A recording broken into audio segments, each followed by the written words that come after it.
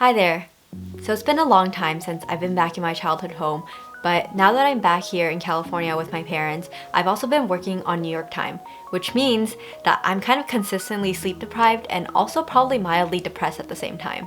So this time really reminds me of high school, and I've just kind of been thinking about my transition from high school to college and thinking about my college experiences. So I often get asked what courses I took in college and what internship experiences I had. So today I kind of just wanted to walk through all of that as well as kind of summarize what I learned in each of the courses. So a little bit about me, I graduated in 2018 from UC Berkeley, known as your hippy-dippy ultra-liberal weed-smoking school. Hell yeah! Also known as your Asian parents' favorite public higher education institution. So I took 4 years to get through college, and I majored in electrical engineering, computer science, applied mathematics, and statistics. So let me break that down. Basically, I got a Bachelor of Science degree in electrical engineering and computer science, which in UC Berkeley terms is also called EECS. So this basically means that you're a computer science student in the College of Engineering, unless you're one of those rare Pokemons who actually did electrical engineering. There's also a computer science major in the College of Letters and Sciences, but because they're in different schools, there are just slightly different requirements for each. So the important thing to know about the College of Engineering is that you have to take 2 upper division humanities requirements, and you also have to take 2 lower division humanities requirements. You also have to have 5 distinct upper division technical courses for your major that you can't overlap with any of your other majors. So my other 2 majors, applied mathematics and statistics, were Bachelor of Art degrees from the College of Letters and Science. So for the College of Letters and Science, also called LNS, you have this requirement that you have to take at least 1 course in each of the 7 breadth areas. And this is usually what deters people from doing a major within LNS rather than the College of Engineering, at least in my experience. Oh my god, there was so much bureaucracy in getting all of my curriculum together so that I can actually graduate. I had so many spreadsheets, and I changed every spreadsheet so many times just to make everything fit into the coursework guidelines. But yeah, bookkeeping aside, let's actually get into the courses and my internships. So freshman year, fall 2014. So I actually came in as an EMS major, which stands for Engineering, Mathematics, and Statistics. So this is a single major within the College of Engineering. So the major lets you take courses from engineering, mathematics, and statistics. And you're also supposed to choose an engineering concentration that you're supposed to specialize in. So for me, I kind of came in knowing that I wanted to specialize in computer science right away. But yeah, that aside, basically the first semester I tried to take it kind of easily. So I took 3 technical courses. The first one was CS61A, I also took Physics 7A, and Math 54. So CS61A, this is the structure and interpretation of computer programs. This is a notorious introductory computer science class at UC Berkeley. Basically, there are so many students enrolled in this course that the professors and the teachers recommend you don't come to lecture. So my semester was taught by a professor named John DeNiro, and every time I think of the class, I think of 61A, lecture number 18. Announcements! So CS61A is a fun way of learning how you can use computer science to solve problems. For me, one of the highlights of this class was making recursive art and scheme with my ex. And of course I named it Postmodern Holiday. Physics 7A. This is officially titled Physics for Scientists and Engineers. This class just covers the basics of mechanics. So the last technical class that I took was Math 54, which is officially titled Linear Algebra and Differential Equations, although you don't really learn that much differential equations. You basically learn mostly about linear algebra. So matrix algebra, eigenvalues, eigenvectors, things of that nature. I also decided to fulfill my English requirement this semester and took Comparative Literature R1B. So, I was very underprepared for this class.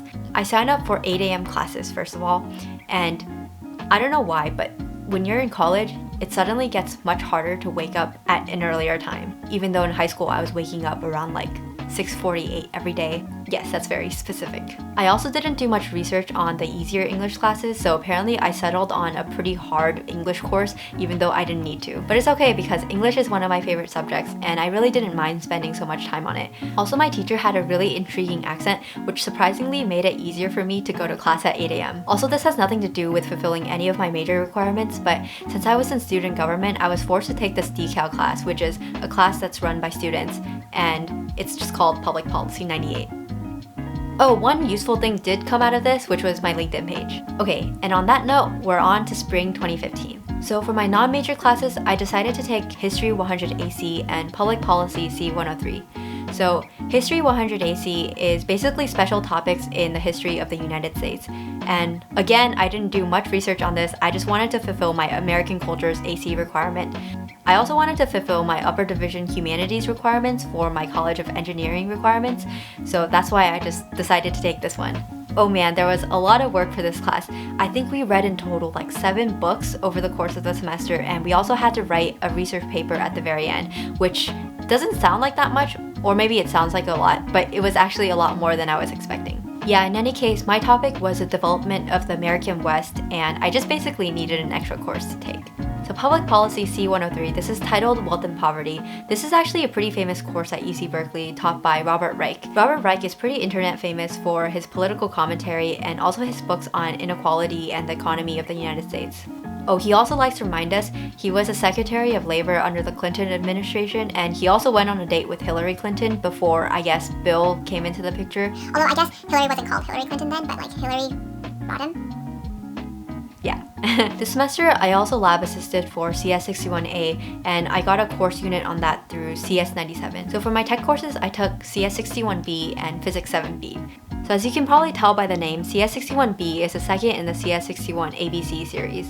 So CS61B covers data structures, your trees, heaps, arrays, things like that. So CS61A and B, I think, are pretty foundational computer science courses, and they're also pretty helpful for interviews. So similarly, Physics 7B is the second in the Physics 7 ABC series. So 7A covers mechanics, 7B covers electricity and magnetism, and 7C covers thermodynamics. So while taking this course, I basically realized that I don't need the information from Physics 7B and C for my future career, and I decided to switch out of my EMS major into EECS completely.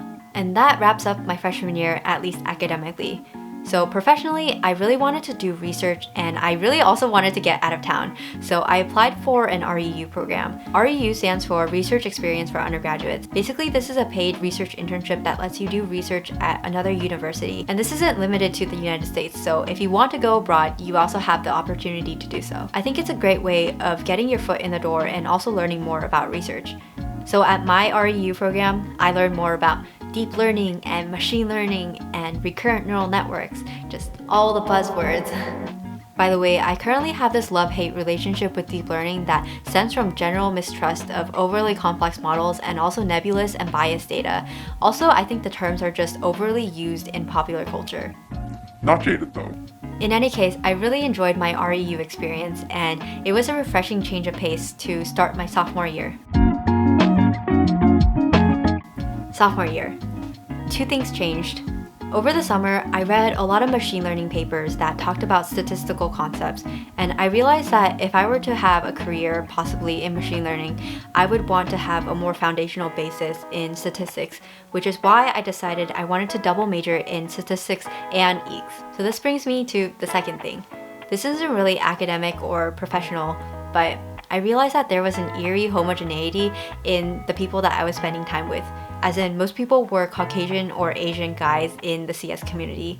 So what I did was I joined a co-ed professional business fraternity, and this did not improve my situation because now I was just talking to more Asian guys, except now in the business community instead of just the CS community. But in any case, because I joined a business fraternity, this also meant that I had to pledge. So pledging is notoriously known as being a time sink, which also meant that I had to lighten my coursework. I originally planned to take discrete mathematics, but actually decided to replace that course with Public Health 116, which is a seminar on contemporary public health issues. I can attest that this was a very great pledging class. It was a welcome break from the pressures of pledging and also the pressures of tech classes. Okay, so for technical courses, I took CS61C, which is machine structures. Basically, they talk about computer architectures there, assembly, logic, parallelization, and MapReduce, things like that. So this class is important for people who want to focus on operating systems or compilers, but for me, I knew that I wanted to avoid those subjects, which is why I decided to take 61C this semester. I also took E16A this semester, which is called Designing Information Devices and Systems. This is the first in the E16AB series, and it covers things like linear algebra, which I had already known from Math 54, circuits, which I also was introduced to in Physics 7B. So the new information in this class for me was discrete Fourier transforms. Oh my god, there were so many DFTs in this class. but DFTs are fundamental for people who actually want to do electrical engineering. Also, for a while, I swear that was all electrical engineering majors did. So the last technical class that I took was Stats 133, which has a beautiful name that's called Concepts in Computing with Data. What this basically means is it was an intro programming class in R for statistics majors. And this is pretty easy for someone who's coming in with a programming background already. So yeah, while the semester was pretty busy, mostly because of pledging, the period after pledging ended and before finals began was really blissful. So this brings us to spring 2016, and this was the semester that I tried to catch up on my coursework. The first class that I took was CS 195, which is a 1-unit course on CS ethics. I think the computer science department tries to make ethics fun for students by basically hiring popular professors to teach this course. For me, this course was taught by my 61A and 61B teachers, and it was really cute because their height differences were like...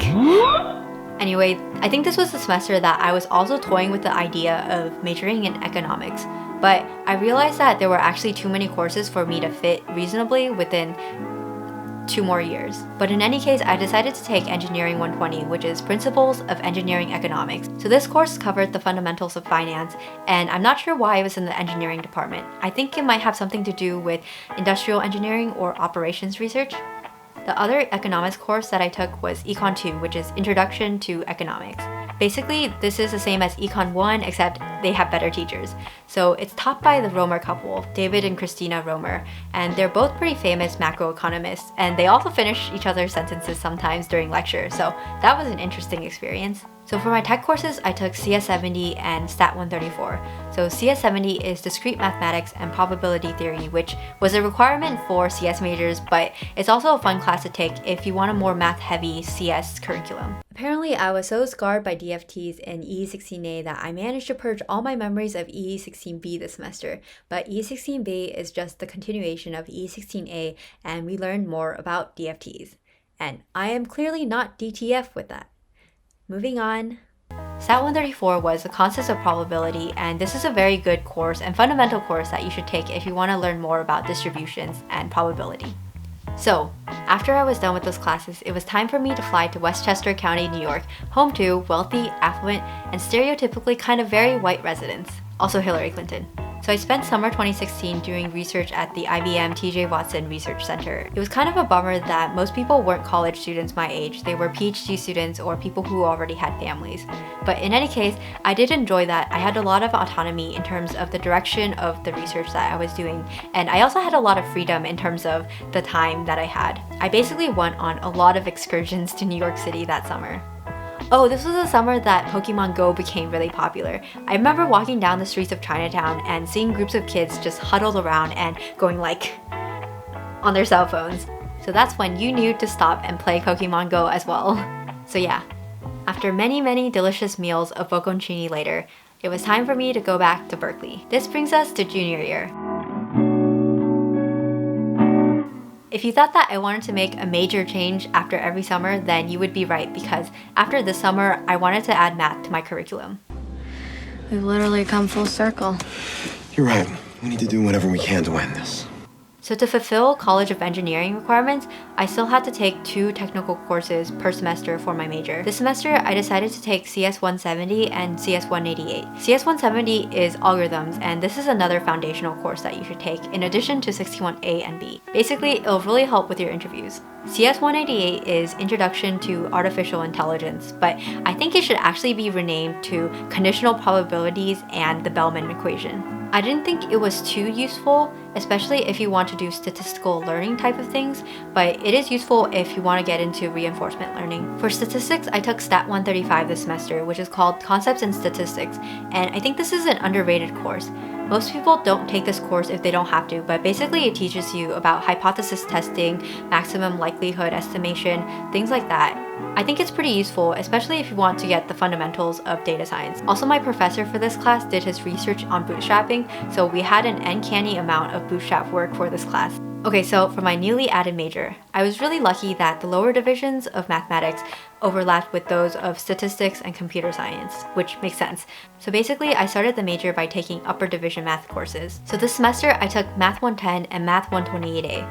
So Math 110 is called linear algebra. And you're wondering, well, you took Math 54 already, why do you still have to take Math 110? Well, Math 110 is like the impractical, dark, brooding brother of Math 54. It's like the proof-based pure mathematician version to the problems-based applied mathematician version of the other class. Math 128A is numerical analysis in which you learn all about interpolation methods. I think this is unusual for this class, but my teacher was very theoretical, so everything she assigned was proof-based instead of problems-based as it was previously. Also, the textbook in this class is one of those textbooks where you can flip to any page and it looks difficult. Like, the textbook isn't written in English, but it's written in math. By the way, this was my only class during college that was open notes, open book. I was actually surprised by how low the average was. I don't know, I thought that was kind of mean. Maybe their expectations were too high? It took a moment to exhaust my bad jokes, but moving on, we have spring 2017. So junior spring, I taught for the first time, which also meant I had to take a teaching course, and the course that I took was called EE 375. I also took 3 computer science classes this semester, CS 184, CS 189, and CS 294. CS 184 is computer graphics, and I don't know if anyone ever tells you this, but debugging was such a dream in this class. So because it's computer graphics and you have to actually visualize things, if you have a bug somewhere, you can literally see the bug on your screen. So the projects were uncharacteristically easy to debug, and I thought it was kind of fun. CS 189 is Introduction to Machine Learning, and this is a class that you want to take if you're into statistical learning. So you know the books ESL and ISL? Elements of Statistical Learning and Introduction to Statistical Learning. Basically, they're pretty famous books that teach you the concepts of machine learning, and this is what the class covers. CS 294 is a graduate level course on special topics in computer science. And my class was kind of a seminar/project-based class on deep learning. My math course for this semester was Math 113, and this was my all-time favorite math course. Math 113 is abstract algebra, and this is where all my high school knowledge was conceptualized and abstracted into one course. You know that eureka moment when everything comes together? I don't know if eureka is the right word for that, but basically, every time I was in the class, I felt like everything was coming together. The last class that I took this semester was Stat 153, which is Introduction to Time Series. It covered the fundamentals of traditional time series models like ARIMA and its variants. From what I gather, people don't generally use ARIMA models in industry, but it is useful to learn about seasonality and autoregressive models and moving averages. So yeah, before I knew it, the semester was over and it was time for me to pack up my bags for New York City for my internship working on, you guessed it, deep learning. Still not jaded. So summer 2017, I worked at a hedge fund on their deep learning team. Filled with lots of late nights, good New York City food, and exciting NYU dorm experiences. Shout out to Third North. So this is completely random, but this summer I became a yogurt girl. So my company had yogurt in the fridge and I discovered 0% Faye yogurt, which I previously thought was really disgusting, but it actually doesn't taste that bad. And I also discovered Icelandic skyr, which I don't know if that's yogurt, but basically the same concept. Fun fact, over the course of the summer, I lost 25 pounds and also dyed my hair, so by the time senior year rolled around, I was basically unrecognizable. Now for the best year, senior year. I really wanted a chill second semester, so I basically took 2 CS courses, 2 stats courses, 1 math course, and 1 humanities course. By this time, I was kind of running out of CS courses that were interesting to me, but in any case, I took CS 161 and CS 186 this semester. CS 161 is computer security, so lots of hashing, lots of encryption, and you kind of learn a little bit about networking. I also discovered that I like the programming language Go in this class. CS 186 is databases, and I think this course is often overlooked. You learn about things like SQL, relational algebra, query optimization, things that are actually useful for industry, especially when you're working with databases all the time. For my stats courses this semester, I took Stats 151A and Stats 157. Stats 151A is pretty straightforward, it's just linear modeling, so you learn about linear regression, cross-validation, linear models like that. And you also learn about logistic regression and decision trees, which are not linear models.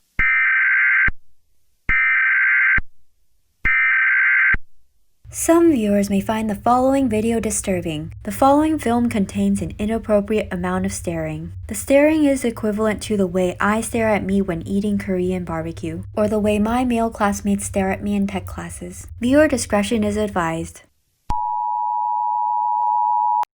Stat 157 is a seminar on topics in probability and statistics. So the class that I took was focused on technical statistical writing, so we would have to do data science type work and write about them afterwards.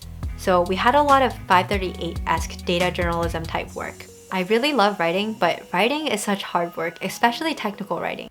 So clearly, I've been up all night, trying to get the A, trying to working on my stats. The last technical class that I took this semester was Math 104, which is real analysis. So you learn about sequences, series, convergence, fundamental theorem of calculus, and balls. So many balls, mathematical balls.